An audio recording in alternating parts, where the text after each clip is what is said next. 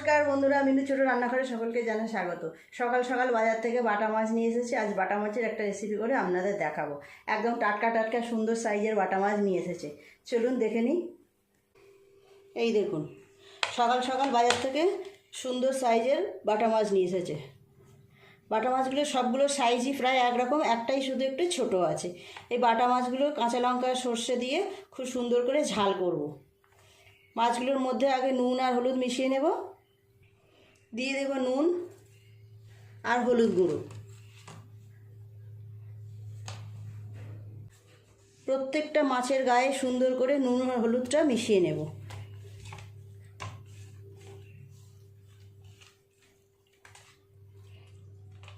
এইরকম সুন্দর বাটা মাছ ভাজা খেতেও খুব ভালো লাগবে।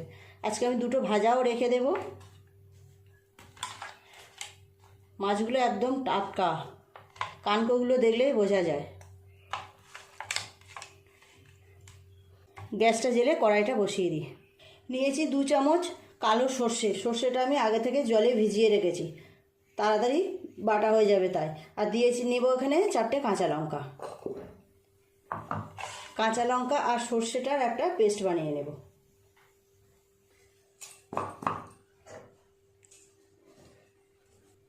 গ্যাস জেলে কড়াই চাপিয়ে দিয়েছি। তেল দিয়ে দেবো মাছগুলো ভাজার জন্য।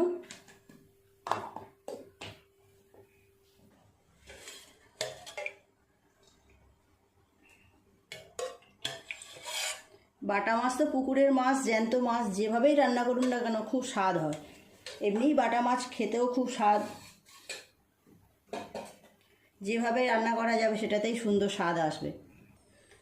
তেল খুব ভালোভাবে গরম হয়ে গেছে, দিয়ে দেব মাছগুলো এক এক করে।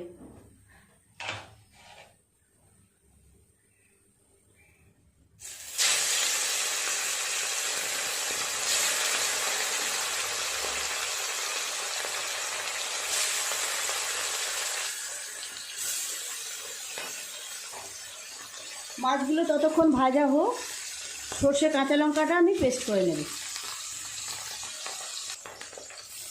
এই পাশটা ভাজা হয়ে গেছে, মাছগুলো উল্টে অপর পিঠটা ভালো করে ভেজে নেব।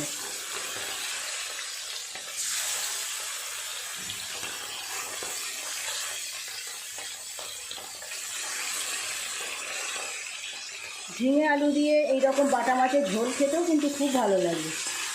আজ আমি ঝোল করবো না, আমি তো ঝাল করবো আজকে কাঁচা লঙ্কা সর্ষে দিয়ে। এই মাছগুলো খুব ভালোভাবে ভাজা হয়ে গেছে, তুলে নেব।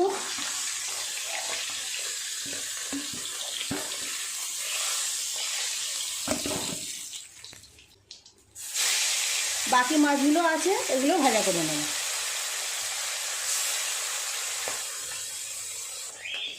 এই মাছগুলো ভাজা হয়ে গেছে, তুলে নেব।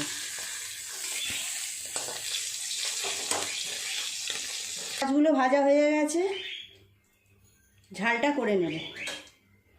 ফোড়নে দেব অল্প একটু কালো জিরে, একটা কাঁচা লঙ্কা, অল্প একটু টমেটো দিই।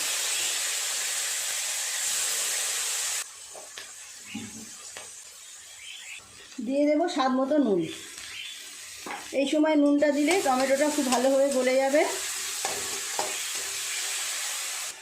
নেড়ে চেড়ে টমেটোটা বেশ একটু গলিয়ে নিয়েছি। দিয়ে দেব সর্ষে কাঁচা লঙ্কা বাটা।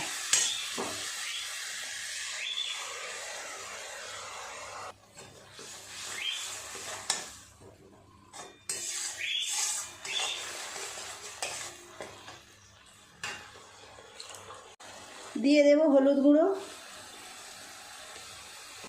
খুব অল্প একটু লঙ্কা গুঁড়ো দেবো রঙের জন্য।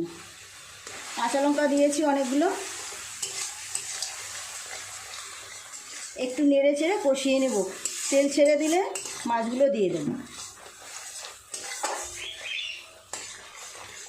গরম ভাতের সঙ্গে এইরকম বাটা মাছের ঝাল হলে আপনারা আর কিছুই লাগবে না। এই একটা রান্না দিয়েই আপনার পুরো ভাত খাওয়া হয়ে যাবে। মশলাটা থেকে তেল ছেড়ে দিয়েছে, দিয়ে দেব অল্প একটু জল, আর অল্প একটু দেব।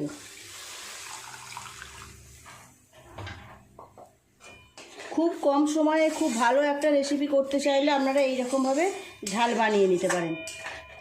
দেখতেও যেমন সুন্দর হবে, খেতেও তেমন সুন্দর হবে।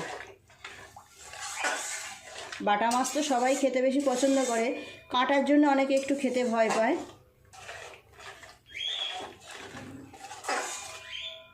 পুকুরের মিষ্টি মাছ যেমন স্বাদ তেমন সুন্দর খেতেও লাগে। ঝোলটা একটু ফুটে গেলে মাছগুলো দিয়ে দেব। খুব ভালোভাবে ঝোলটা ফুটে গেছে, দিয়ে দেব মাছগুলো।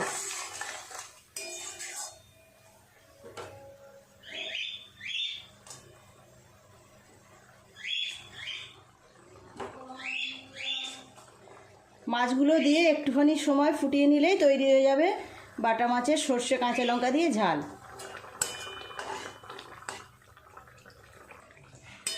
মাছের ঝালটা হয়ে গেছে, একটু সর্ষের তেল ছড়িয়ে দিয়ে নামিয়ে নেব। যা সুন্দর সেন্ট দিয়েছে, এই সর্ষের তেলটা দিলাম আরও সুন্দর গন্ধ বেরোবে।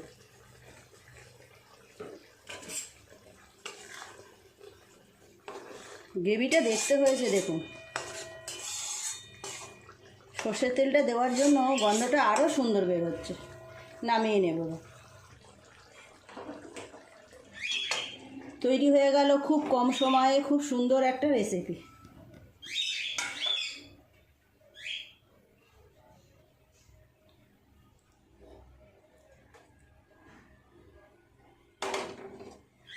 তৈরি হয়ে গেল সর্ষে কাঁচা লঙ্কা দিয়ে বাটা মাছের ঝাল।